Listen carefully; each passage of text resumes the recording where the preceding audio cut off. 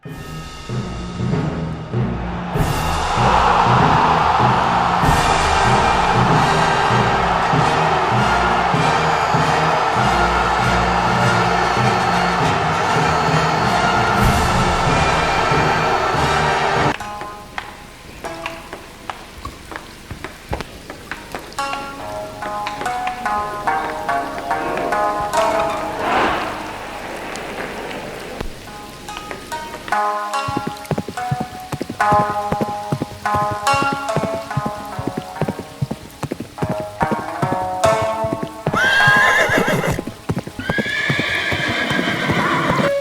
a 4-target lead as he lined up this shot with 10 targets left.